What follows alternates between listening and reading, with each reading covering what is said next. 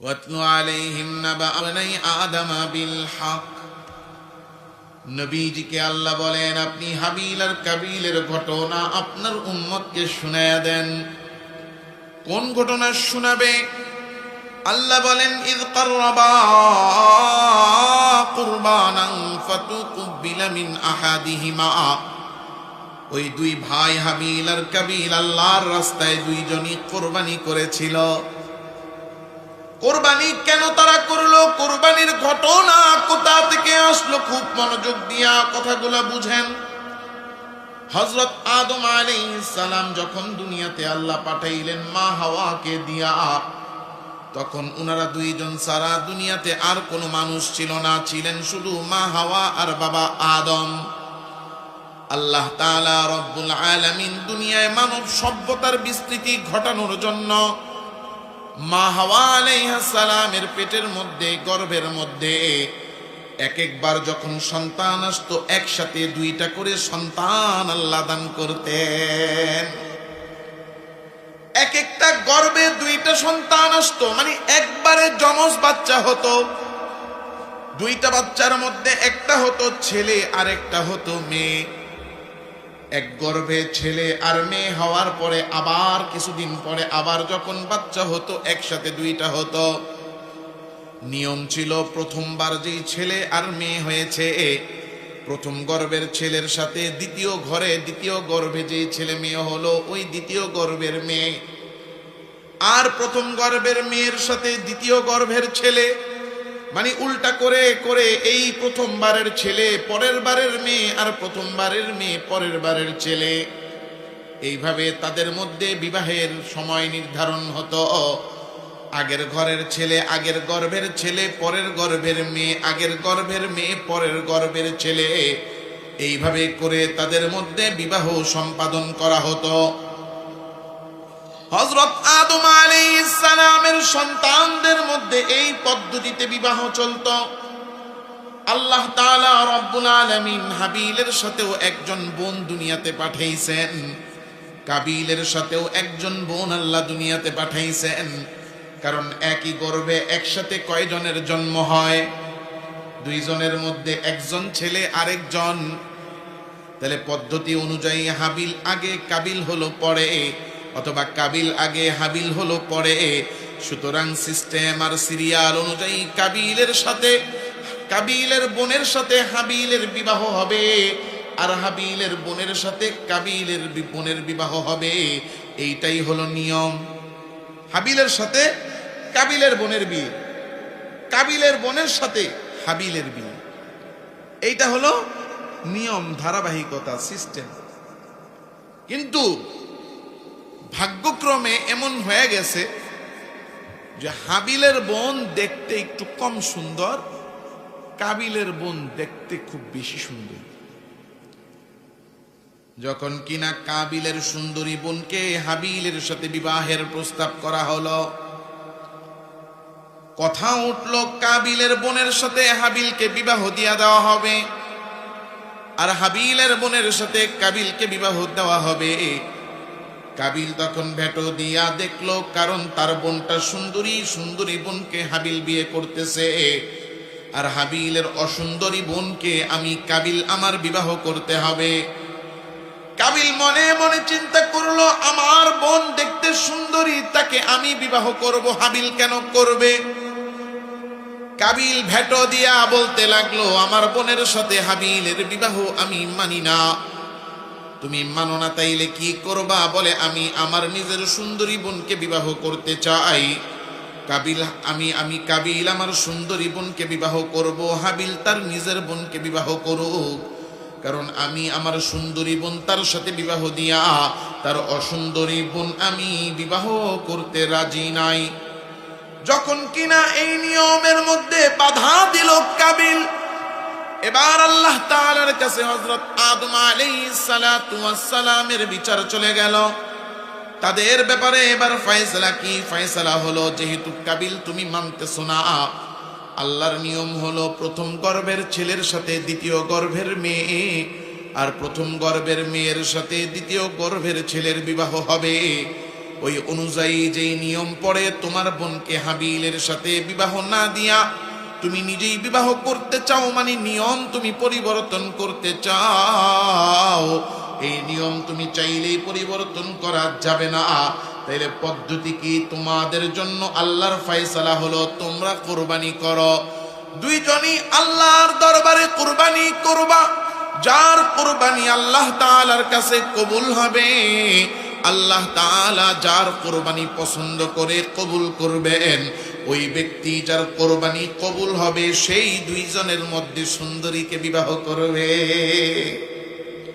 ফয়সালা কি হইছে? যেহেতু নিয়ম মানতে চাও না, তাহলে আল্লাহর কাছে কোরবানি করো। যার কোরবানি কবুল হবে সে আল্লাহর প্রিয় বান্দা হিসেবে গণ্য হবে, সেই বিজয়ী হবে, সেই দুইজনের মধ্যে সুন্দরী যে তাকে বিবাহ করবে। এখন তো আমি আর আপনি কোরবানি করি, কবুল হয় কি না হয় এটা বোঝার কোনো উপায় নাই। ওই জামানার নিয়ম ছিল কোরবানি করার একটা বিশেষ স্থান থাকতো, একটা জায়গা থাকতো। ওই জায়গার মধ্যে যারাই কোরবানি করত, কোরবানির পশু কিংবা কোরবানির বস্তুগুলা সেই জায়গায় রেখে আসতো। যাদের কোরবানি আল্লাহর কাছে কবুল হতো, আসমান থেকে একটা আগুন এসে কোরবানির জিনিসটাকে ঝলসায়া দিয়া যাইত। সুবহানাল্লাহ বলবেন। হাবিল আর কাবিল দুজনকেই বলা হলো তোমরা দুইজন কোরবানি করো। إذ قربا قربانا فتقبل من أحدهما ولم يتقبل من الآخر। মালিকের হুকুম হওয়ার সাথে সাথে হাবিল ছিল রাখাল, সে গরু ছাগল মহিষ এইগুলো লালন পালন করত আর চড়াইতো। কাবিল ছিল একজন কৃষক, সে মাঠের মধ্যে ফসল ফলাইতো। আল্লাহ তাআলার হুকুম হয়ে গেছে, যাও যাও তোমরা দুইজন গিয়া কোরবানি করো, যার কোরবানি কবুল হবে সে সুন্দরীকে বিবাহ করবে। হাবিল তার গোয়াল ঘরে গিয়া গোয়াল ঘরের মধ্যে বাছাই করা শুরু করলো। গোয়াল ঘরে যেই পশুগুলো আছে ওই পশুগুলোর মধ্যে সবচেয়ে সুন্দর, মোটা তাজা, দেখতে বড় একেবারে ভালো লাগে, সবচেয়ে সুন্দর ওই পশুটারে বের করে যেই জায়গায় কোরবানি করা হয় সেখানে কোরবানি কইরা রাইখা চলে আসলো। এইদিকে কাবিলকেও তো কোরবানি করতে হবে, কারণ দুজনের উপরেই কোরবানির হুকুম এসেছে। কাবিল আর কি করবে? তার মনের মধ্যে হলো রাগ আর ক্ষোভ, আর তার ভিতরে হলো জিদ, কারণ সে তো তার বোনকে বিবাহ করতে চায়, হাবিলকে বিবাহ করতে দিবে না। এখন বাধ্য হয়ে তার কোরবানি করা লাগতেছে। কি কোরবানি করবে? এই জন্য সে তার ফসলের ক্ষেত থেকে কিছু খড় আর কুড়া নিয়া, একেবারে কিছু হালকা পাতলা জিনিস নিয়া, ভালো জিনিস না নিয়া অনুত্তম কিছু ফসল নিয়া সে যেখানে কোরবানি করা হয় সেই কোরবানির জায়গায় বাধ্য হয়ে শুধু লোক দেখানোর জন্য, নিজের মাথার থেকে কোরবানি করার বোঝা থেকে বাঁচার জন্য, মানুষকে দেখানোর জন্য কিছু এই ফসল রেখে আসলো। আল্লাহ তাআলা রব্বুল আলামিন বলেন, ওয়ামা উমিরু ইল্লা লিয়াবুদুল্লাহ মুখলিসিনা লাহুদ্দিন। বান্দা যদি তুমি আল্লাহর জন্য ইবাদত করো, ওই ইবাদতটা খাঁটি দিলের সাথে একমাত্র আল্লাহর রাজি আর খুশি অর্জনের জন্য করবা। কিন্তু যদি তুমি লোক দেখানোর জন্য, মাথার উপর থেকে দায় সরানোর জন্য, শুধুমাত্র নিজেকে দায় থেকে মুক্ত করার জন্য যদি করো, তাইলে কাজ হবে না। কবুল করানোর জন্য ইবাদত করলে ওই ইবাদতটা করতে হবে খাঁটি নিয়তের সাথে। খাঁটি নিয়তে না করে বেজাল নিয়তে আমল করলে আমল কবুল হয় না। খাঁটি নিয়তে যদি আমি আপনি আমল করি, আমলটা কবুল করেন কে? হাবিল আর কাবিল দুজনই কোরবানি রাইখা আসছে। ওয়ালাম ইউতাকাব্বাল মিনাল আখার। কাবিল তো একেবারে অন্তর থেকে আল্লাহর সন্তুষ্টির জন্য কোরবানি করে নাই, তার কোরবানি কবুল হলো না। হাবিল আল্লাহর সন্তুষ্টির জন্য কোরবানি করে আসছে, ভালো জিনিস, উত্তম জিনিস। হাবিল কুরবানি করে আসার পরে আমার আল্লাহ আসমান থেকে একটা আগুন পাঠিয়ে দিছেন, যে আগুনটা এসে হাবিলের পশুটারে পুরাইয়া বুঝাইয়া দিল হাবিলের কুরবানি কবুল। এই জন্য ইবাদত করব সব সময় কার জন্য? আল্লাহর জন্য। আমি আর আপনি ইবাদত যদি করি কি হবে? আল্লাহ কোরআনে কারীমে বলেন, নবীজি সাল্লাল্লাহু আলাইহি ওয়াসাল্লাম হাদিসে বলেন, ইন্নাল্লাহা লা ইয়ানজুরু ইলা সুওয়ারিকুম ওয়ালা ইলা আমওয়ালিকুম ওয়ালাকিন ইয়ানজুরু ইলা কুলুবিকুম ওয়া আমালিকুম। ও দুনিয়ার মানুষেরা, জেনে নাও, তোমরা মনে মনে ভাবো জামাটা সুন্দর হইলেই মনে বড় দামি হয়ে গেছি, দুনিয়াতে টাকাওয়ালা হয়ে গেছি, মনে হয় দামি হয়ে গেছি, দুনিয়াতে আমার বড় নাম, আমার বড় সম্পদ, দুনিয়াতে আমার বড় চেয়ার, মনে হয় আমি বড় সম্মানী আর দামি হয়ে গেছি। না না, দুনিয়াতে যার টাকা আছে সে আল্লাহর কাছে সম্মানী না, দুনিয়াতে যার বাড়ি গাড়ি আছে সে আল্লাহর কাছে সম্মানী না, দুনিয়ায় যার ক্ষমতা আছে সেই আল্লাহর কাছে সম্মানী না, বরং দুনিয়াতে সম্মানী হলো তারা আল্লাহ তাআলা রব্বুল আলামিনকে ভয় করে আর ভালোবাসে যারা। ইন্না আক্রামাকুম ইনদাল্লাহি আতকাকুম, তোমাদের মধ্যে আল্লাহ তাআলার কাছে সবচেয়ে বেশি সম্মানিত তারা অন্তরের মধ্যে আল্লাহর ভয় আর ভালোবাসা সবচেয়ে বেশি রাখে যারা।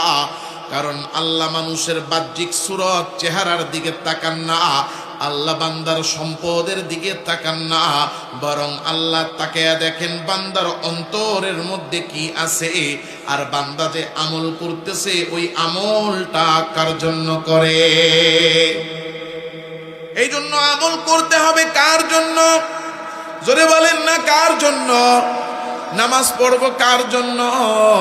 রোজা রাখবো কার জন্য? হজ করবো কার জন্য? যাকাত দিব কার জন্য? আরে যাকাত দেয় মাত্র 100 টাকা দামের একটা লুঙ্গি, কিন্তু ওই লুঙ্গি দেওয়ার জন্য পুরো এলাকার মধ্যে সাইনবোর্ড টানাইয়া মানুষরে আগের থেকে টিকিট দিয়া এরপর সিরিয়াল দিয়া দেওয়ার আগে সাংবাদিক আইনা ছবি তুলে, কথা কয় না, উনি অনেক বড় যাকাত দেনেওয়ালা, অনেক বড় কি যাকাত দেনেওয়ালা, হ্যাঁ অমুক 100 যাকাতের লুঙ্গি দিছে, দিয়া একবারে খবর করে পত্রিকার মধ্যে লেখা দেয়। বলেন তো এই যাকাত কি আল্লাহর জন্য দিল না মানুষ দানশীল বলবে এজন্য দিল? এই রেহাই হজ করে আসছে হাজী সাহেব, মাদ্রাসার মাহফিলে তারে দাওয়াত দেওয়া হলো, নাম হলো আব্দুল কুদ্দুস। আসেনি কি ওই জায়গায়? আব্দুল কুদ্দুস নামে কেউ নাই তো? থাকলেও আবার আপনারে কইতেছি না, কথার কথা কইতেছি বুঝানোর লেগে। আচ্ছা দেখ, অন্যের নাম কেন আপনি? হজ করে আসছি আমি, হজ তো করি নাই, আপনারা দোয়া করেন আল্লাহ যেন করার তৌফিক দেয়। হজ করে আসছি ইব্রাহিম খলিল, হজে যাওয়ার আগে সবাই লিখতো মোহাম্মদ ইব্রাহিম খলিল। হজ করে আসছি এখন মাদ্রাসার মাহফিল, প্রতি বছর আমি 500 টাকা করে মাদ্রাসার মাহফিলে দান করি। এই বছর মাদ্রাসা থেকে হুজুর আইসা চিঠি দিয়া গেছে, চিঠি টাঙ্গিয়া আমি দেখি নামের উপরে খামের উপরে নাম লেখা, প্রতি বছর যেমন ইব্রাহিম খলিল লেখে এই বছর মোহাম্মদ ইব্রাহিম খলিল লেখছে। মেজাজটা আমার গরম হয়ে গেছে। এবার মাদ্রাসা থেকে ছাত্র আইসা বলে, চাচা যান, প্রতি বছর আপনি তো মাদ্রাসায় করেন দান, মাহফিল এসেছে চলে, এবার আপনি কিছু দিয়া দেন আপনার পকেট থেকে। বলে আরে না না, এবছর আমি কোনো কিছু মাহফিলে দিব না। বলে কারণটা কি? পরে সলিমুদ্দির নামের আগে সুন্দর করে আলহাজ লেখো, কলিমুদ্দির নামের আগে সুন্দর করে আলহাজ লেখো। আমি ইব্রাহিম খলিল যে এবার হজে গেলাম, যাওয়ার আগে তোদের সবাই রে বাড়িতে আইনা দাওয়াত দিয়া খাওয়াইলাম, এই কথাটি ভুললে গেছস নি? আমার নামের আগে আলহাজ লেখোস নাই কে? কয় না দাওয়াতের কার্ড পাঠাইছে বাসায়, বিয়ের দাওয়াতের আত্মীয় যে লিখে পাঠিয়েছে নাম, দেখে আরে আমি তো আরো 10 বছর আগে হজ করেছি, আমার নাম হলো ইব্রাহিম খলিল, আমার নামের আগে হজ লেখলি কি তোর কোনো সমস্যা আসেনি? আর বিয়াতে যাইতামই না। কি লেগে যাইবেন না? আমি হজ করছি জানে না, আমার নামটা শুধু ইব্রাহিম খলিল লিখা দিয়েছে। আমি যে আলহাজ ইব্রাহিম খলিল, আমার নামের আগে আলহাজ লেখতে ওর কষ্ট হয়? কি লেগে লেখেন এটা আমি বুঝি না। আমি যে হাজি এটাও কইতে চাই না, কইলে আমার সম্মান বাইরে যাব। কথা কয় না? ও বলেন তো বাবা, এই হজ আপনি করলেন কার জন্য? মানুষ হাজি বলবে এই জন্য না, আল্লাহ সন্তুষ্ট হবে এই জন্য। এই জন্য আমি আর আপনি, মানুষ আমাকে দেখে বড় বলবে, প্রশংসা করবে, খুশি হবে, মানুষ প্রশংসা করবে। লোক দেখানো আমল আমি আর আপনি করি, আল্লাহর জন্য করি না। এই জন্য সারা জীবন ইবাদত করব, কিন্তু আল্লাহর কাছে কিছুই পাবো না। এই জন্য নবীজি হাদিসের মধ্যে বলেছেন, আমি ইন্না আখাফা মা আখাফু আলা উম্মতি হুয়া শিরকুল আসগর। মা হুয়া শিরকুল আসগর ইয়া রাসূলুল্লাহ? قال النبي صلى الله عليه وسلم هو الرياء। নবীজি সাল্লাল্লাহু আলাইহি ওয়াসাল্লাম বলতেছেন, আমার উম্মতের জন্য আমি সবচেয়ে বেশি ভয় পাই যে জিনিস, ওই জিনিসটার নাম হলো ছোট শিরিক। সাহাবায়ে কেরাম বলেন, ইয়া রাসূলুল্লাহ, ছোট শিরিক কাকে বলা হয়? নবীজি এবার বলতেছেন, হুয়ার রিয়াউ, লোক দেখানো আমল। মানুষ দুনিয়াতে আমল করবে, নামাজ পড়বে, রোজা রাখবে, হজ করবে, যাকাত দিবে, সব আমল করবে ঠিক, কিন্তু একটা আমলও আল্লাহর জন্য করবে না। আমলগুলো করবে মানুষকে দেখানোর জন্য। এই যে লোক দেখানো আমল করা, রিয়া করা, এই রিয়া হলো ছোট শিরিক। মানে আমি আমল করতেছি আমার রব আল্লাহর জন্য না, উদ্দেশ্য হলো মানুষ যেন আমাকে ভালো বলে। কথা বলে না? নবীজি সাল্লাল্লাহু আলাইহি ওয়াসাল্লামের এক হাদিসে এসেছে, হাসরের ময়দানে 3 শ্রেণীর লোক আল্লাহর সামনে দাঁড়াবে। যাদের মধ্যে এক শ্রেণী হবে তারা দুনিয়াতে শাহাদাত বরণ করেছে যারা, ওই শহীদরা আল্লাহর সামনে দাঁড়ায় বলবে, আল্লাহ, আমরা তো দ্বীনের জন্য, ইসলামের জন্য, আপনার দ্বীনকে দুনিয়াতে সুউচ্চ সুমহান মর্যাদা দেওয়ার জন্য, দ্বীনের পতাকাকে সারা পৃথিবীতে উড্ডয়নের জন্য, ইসলামের জন্য জিহাদ করে জান দিয়ে, প্রাণ দিয়ে, রক্ত ঢেলেছি। ও আল্লাহ, দুনিয়াতে আমরা কাফের মুশরিকদের সাথে যুদ্ধ করে মৃত্যুবরণ করে শহীদ হয়ে আসছি।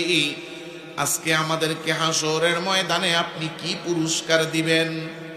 আল্লাহ বলবেন, বান্দা, তুমি আমার রাস্তায় জিহাদ করেছো ঠিক, ইসলামের জন্য যুদ্ধ করেছো ঠিক, যুদ্ধ করতে যায় কাফেরের সাথে লড়াই করেছো এটাও ঠিক, লড়াই করে তার হাতে তুমি শহীদ হয়েছো, রক্ত ঝরিয়েছো ঠিক, কিন্তু ওই শাহাদাতের জন্য তুমি আমার কাছে কিছুই পাবা না।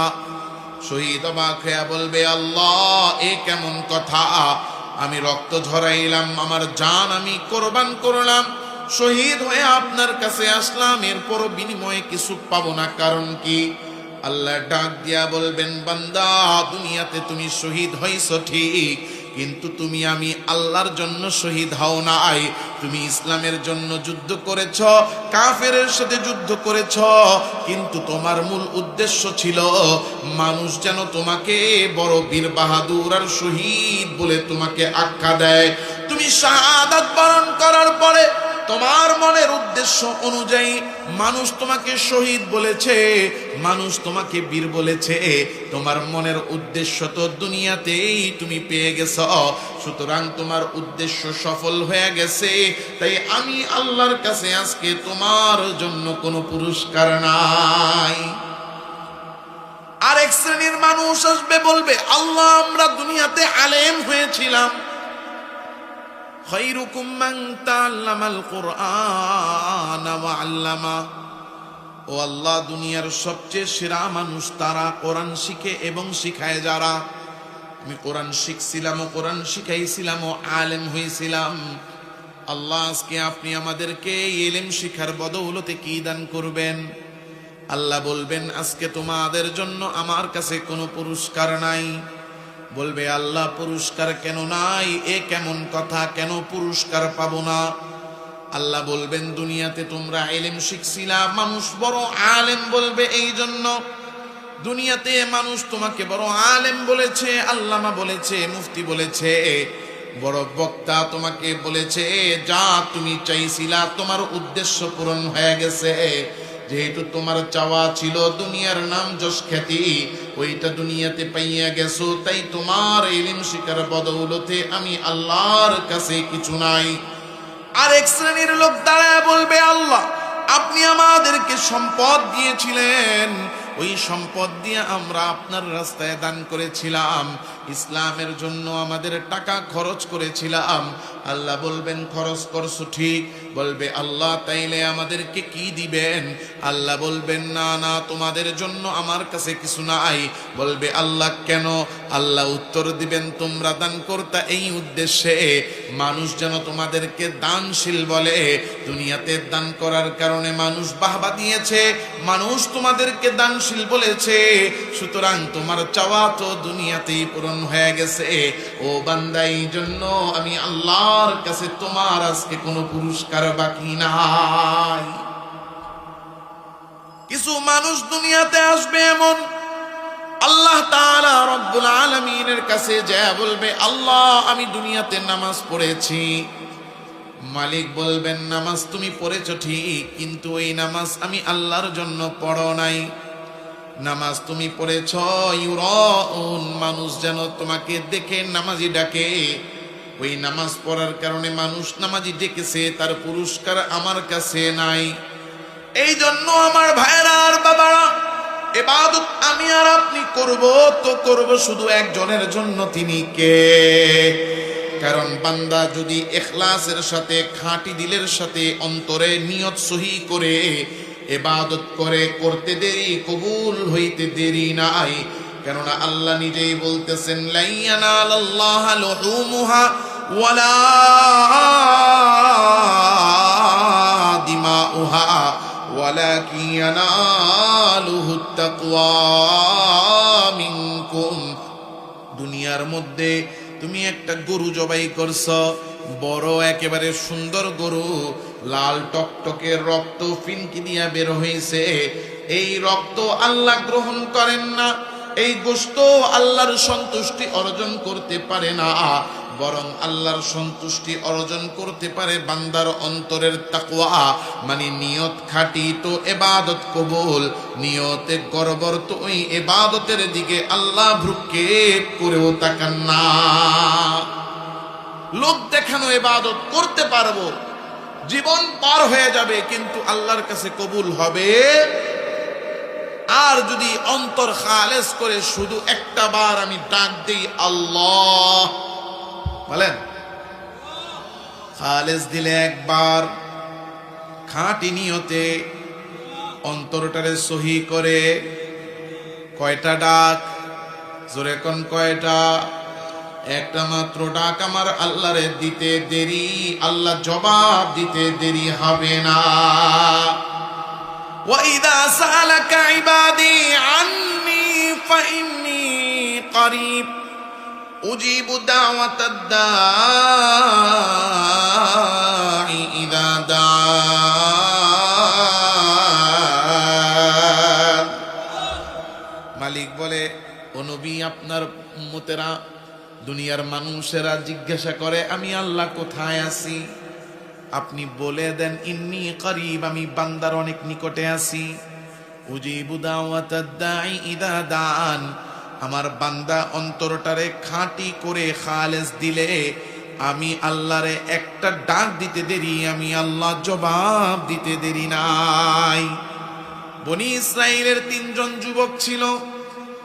3 যুবক একসাথে সফরে বের হয়েছে। খারাপ লাগতেছে? শুনবেন। বনি ইসরাইলের 3 জন যুবক সফরে বের হয়েছে, খুব সকালবেলা রওনা দিয়েছে। চলতে চলতে কাজে চলে গেছে, কাজ শেষ হতে হতে দিন শেষ হয়ে গেছে, সন্ধ্যা হয়ে গেছে। ওই জামানায় তো এখনের মতো এত সুন্দর রাস্তাঘাট ছিল না, গাড়ি ঘোড়া ছিল না, বিমান ছিল না।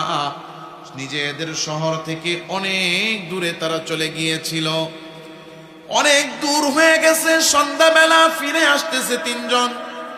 আস্তে আস্তে চতুর্দিকে অন্ধকার, এই অন্ধকারের মধ্যে রাস্তা নাই। এক একটা পাহাড় বেয়ে বেয়ে পাহাড়ি রাস্তা দিয়া হেঁটে হেঁটে আসতেছে। একে তো চতুর্দিকে অন্ধকার, যত সময় যায় অন্ধকার তত বাড়ে। হঠাৎ করে রাত্রে বেলা আকাশের মধ্যে মেঘ ডাকা শুরু হয়েছে। বিজলি চমকে যখন মেঘ ডাকতেছে, হঠাৎ করে বৃষ্টি শুরু হয়ে গেছে। তিনজন চিন্তা করতে লাগলেন, একে তো বৃষ্টি, দ্বিতীয়ত অন্ধকার, গায়ের জামা কাপড় ভিজে গেলে বড় সমস্যা। আর এই রাতের অন্ধকারে বৃষ্টির মধ্যে পথ চলাটাও তো মুশকিল। কি করা যায় বলে, আসো কোনো জায়গায় গিয়ে আমরা একটু আশ্রয় নেই, বৃষ্টি থেকে আমরা বাঁচার চেষ্টা করি। পাহাড়ের ওখানে কোনো ঘরও নাই, বাড়িও নাই, যাত্রী ছাউনিও নাই, কোথায় গিয়া বৃষ্টি থেকে বাঁচবে। হঠাৎ করে দেখলো একটা পাহাড়, ওই পাহাড়ের ভিতরে একটা গুহা দেখা যায়।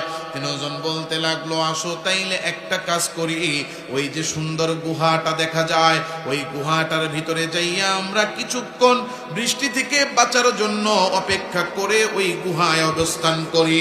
বৃষ্টি যখন শেষ হয়ে যাবে, গুহা থেকে বের হয়ে যাব, এই চিন্তা করে তিনজন ওই গুহার ভিতরে গিয়া বৃষ্টি থেকে বাঁচার জন্য বসলো। বৈশা বৈশা তিনজন নানা রকম কথা বলতেছে, কিন্তু এত বৃষ্টি শুরু হয়ে গেছে। বৃষ্টি যখন হয়, পাহাড় থেকে ঢল নামে, বৃষ্টির পানির সাথে স্রোতে স্রোতে পাহাড় থেকে অনেক কিছু নেমে আসে। ওই এত বৃষ্টি, সময় যত যায় বৃষ্টিও তত বাড়ে, বাড়তে বাড়তে বাড়তে বাড়তে ওই বৃষ্টির পানির সাথে পাহাড়ের উপর থেকে বড় একটা পাথর গড়ায় গড়ায় পড়ছে। গড়ায় গড়ায় পড়তে পড়তে ওই গুহার মধ্যে যেখানে তিনজন যুবক বসেছিল, ঠিক ওই গুহার মুখের মধ্যে আইসা পাথরটা আটকায় গেছে। এমন ভাবে আটকাইছে, পুরো মুখটা একেবারে আটকায় গেছে। যখনই পাথরটা আইসা গুহার মুখে লাগছে, সাথে সাথে তিনজন দৌড়ে আসছে। আইসা দেখে, আয় রে হায়, কি হলো, একেবারে অবস্থা 12টা বাজলো। যেই রাস্তা দিয়া ঢুকছিলাম ওই রাস্তাটা তো এখন পুরো পাথর পরে বন্ধ হয়ে গেছে। গুহা থেকে বেরো হব কিভাবে? বেরোনোর কোনো রাস্তা নাই, রাস্তা বন্ধ। তিন যুবক মিলে এবার চেষ্টা করতেছে, আসো ভাইয়েরা, ধাক্কায়া আমরা পাথরটা সরাইতে পারি কিনা। কিন্তু পাথরটা এত বড়, তিনজনে যতই ধাক্কা দেয় পাথরটা একটু নড়াইতে পারে না। গুহার মুখের মধ্যে এমন ভাবে সেট হয়ে গেছে যে আর এখান থেকে বের হওয়ার কোনো সুযোগ নাই। কিছুক্ষণ ধাক্কা ধাক্কি করে বুঝতে পারলো তিনজনে এটা নড়ানো সম্ভব না, চড়ানো সম্ভব না। তিনজন হতাশ হইয়া বইসা গেছে, আইরে হায়, এই গুহা থেকে বেরোনোর রাস্তা নাই, পাথর সরানোর কোনো ব্যবস্থা নাই। এর মানে আমাদের জীবন বাঁচার কোনো উপায় নাই, মরা ছাড়া কোনো রাস্তা নাই। আইরে হায়, আসলাম বাঁচার জন্য, এখানেই মৃত্যুবরণ করতে হবে। তিনজনের মধ্যেই হতাশার নিরাশা। ও আমার ভাইয়েরা, বাবারা, বলেন তো, যেখানে হতাশা আর নিরাশা, মানুষ যেখানে নিরুপায় আছে, সেখানে একটা উপায় বলেন, সেই উপায়ের নাম কি? যেখানে কোনো উপায় নাই সেখানে উপায় একটা, তিনি কে? যেখানে কোনো সহায় নাই সেখানে সহায় একজন, জোরে বলেন না কে? ওই তিনজন চিন্তা করতেছে, এখান থেকে আমাদেরকে কেউ বাঁচাতে পারবে না, এখান থেকে কেউ উদ্ধার করতে পারবে না, পারলে পারবেন একজন। আওয়াজ নাই, আরো জোরে। কে বাঁচাবে? কে উদ্ধার করবে? কে আশা দিবে? নিরাশা থেকে মুক্তি কে দিবে? আইরে হায়, আমার আপনার অন্তরে তো আজ পর্যন্ত এই একিন বসে নাই, তাই খালি আফসোস। ইনকাম কম হলে আফসোস, অসুস্থ হইলে আফসোস, বিপদে পড়লে আফসোস, জীবনে আফসোসের কোনো শেষ নাই, কারণ ভরসার জায়গার উপরে ভরসা নাই। বলেন তো ভরসার জায়গার নাম কি? তিনজন এবার পরামর্শ করতেছে কি করা যায়, কিভাবে বাঁচবো।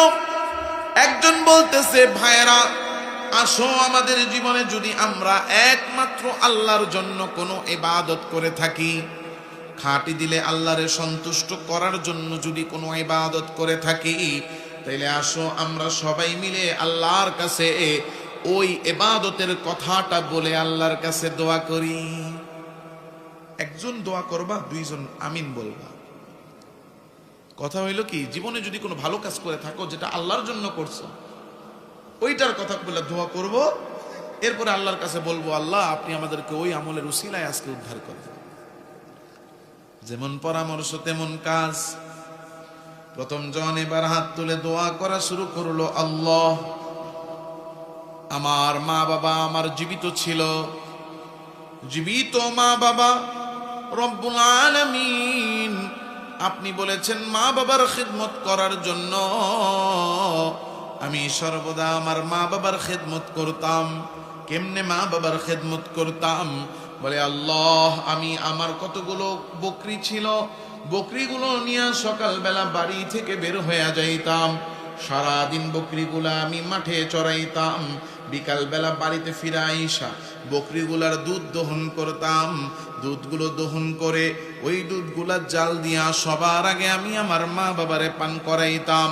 আগে মা বাবা পান করত, এরপরে আমার সন্তানদেরকে আমি দিতাম, সন্তানেরা পান করত, এরপরে নিয়ে আমি আমার স্ত্রীকে পান করাইতাম, আমার স্ত্রী পান করত, স্ত্রী পান করার পরে আমি সর্বশেষ নিজে পান করতাম। এইভাবে প্রতিদিন করতাম। একদিন একটা কাজে আমার দেরি হয়ে যায়, আমি বাসায় আইসা দুধ জাল দিয়া মা বাবার কাছে নিয়ে দেখি মা বাবা দুজন ঘুমায় গেছে। ক্ষুধার যন্ত্রণা তাদের পেটের মধ্যে, বুড়া মানুষ আবার ঘুমায়াও গেছে। এখন যদি খাওয়ানোর জন্য ডাক দেই, তাইলে মা বাবার ঘুম ভেঙে গেলে ঘুমের জন্য কষ্ট হবে। আবার যদি আমি এই খাবার রাইখা ঘুমায়া যাই, তাইলে আবার মা বাবা ঘুম থেকে উঠে ক্ষুধায় কষ্ট করবে। কি করা যায়? আমি চিন্তা করলাম মা বাবার ঘুমও আমি ভাঙ্গাবো না, আবার ঘুম থেকে ওঠার পরে যেন মা বাবার কষ্ট না হয়। এই জন্য দুধের পেয়ালা নিয়ে মা বাবার পায়ের সামনে আমি দাঁড়ায়া রইলাম। সারা রাত্র দাঁড়ায়া ছিলাম এইভাবে দুধের পেয়ালা নিয়া। সকালবেলা যখন মসজিদ থেকে মুয়াজ্জিন আজান দিল, ওই আজানের আওয়াজ শুনে আমার মা বাবার ঘুম ভাঙলো। মা বাবার ঘুম ভাঙার সাথে সাথেই আমি তাদের সামনে দুধের পেয়ালা ধরলাম। মা আর বাবা জিজ্ঞাসা করলেন, তুমি কি সারা রাত্র দাঁড়ায়া ছিলা কিনা? আমি বললাম, ও আম্মা জান, আপনি ঘুম থেকে ওইটা যদি আপনার খাবারের কষ্ট হয়, এই জন্য আমি কষ্ট যেন না হয় তার জন্য সারা রাত্র দুধের পেয়ালা নিয়ে দাঁড়াইয়াছিলাম। মা বাবা ঘুম থেকে উঠেই ওই দুধ পান করলেন, আমার জন্য দোয়া করলেন। সারা রাত্র দাঁড়ায় মা বাবার খেদমত করেছি শুধু আপনার জন্য। ও আল্লাহ, যদি আমার আমল কবুল হয়ে থাকে তাইলে আজকে এই গুহা থেকে আমাদেরকে মুক্তি দেন। ওই লোক দোয়া করার সাথে সাথে পাথরটা একটু নইরা উঠল। পাথর নড়ার শব্দ পাইয়া তিনজন দৌড়ে গিয়া দেখে পাথরটা একটু নড়ে গেছে, কিন্তু যাওয়ার মতো রাস্তা এখনো হয় নাই। একটু সরছে, কিন্তু বের হওয়ার মতো রাস্তা হয়নি। খাঁটি নিয়তে দোয়া করলে দোয়া কবুল করেন কে? জোরে বলেন কে? আখলিস দীনাকা ইয়াকফিকাল আমালুল কলিল, আখলিস দীনাক ইয়াকফিকাল আমালুল কলিল। ও বান্দা, নবী বলতেছেন, উম্মত অন্তরের মধ্যে নিয়ত ঠিক করো, সব কাজগুলা সন্তুষ্টি অর্জনের জন্য করবা কার? যদি খাঁটি নিয়তে তুমি আমল করতে পারো, তোমার অল্প আমলেই তোমার জন্য জান্নাতে যাওয়ার রাস্তা বানায়া দিবেন কে? এই জন্য কথা অনেক লম্বার দরকার নাই, কথা সংক্ষিপ্ত। বাবারা, আজকে আমরা নামাজ পড়ি মানুষকে দেখাইতে, রোজা কি মানুষকে দেখাইতে, যাকাত দেই মানুষ দানশীল বলবে এই উদ্দেশ্যে। সব আমল যে যেটা করতেছি খালি মানুষকে দেখানোর জন্য, চাকচিক্যের জন্য। কিন্তু না, ইবাদত কারো জন্য না, দেখানোর জন্য না, নামের জন্য না, সুনামের জন্য না, ইবাদত কার জন্য? খাঁটি দিলে এক আল্লাহর সন্তুষ্টির জন্য ইবাদত করলে ইবাদত কবুল করে নিবেন কে? এজন্য সব সময় লোক দেখানোর মনোভাব বাদ দিয়া খাঁটি দিলে আল্লাহর ইবাদত করতে হবে। রাজি আছি তো ইনশাআল্লাহ? আল্লাহ আমাদের সবাইকে ইখলাসের সাথে আল্লাহ তাআলা রব্বুল আলামিনের একেবারে একনিষ্ঠ বান্দা হয়ে খাঁটি দিলে ইবাদতগুলো করার তৌফিক দান করেন। ওয়া আখিরু দাওয়ানা আলহামদুলিল্লাহ।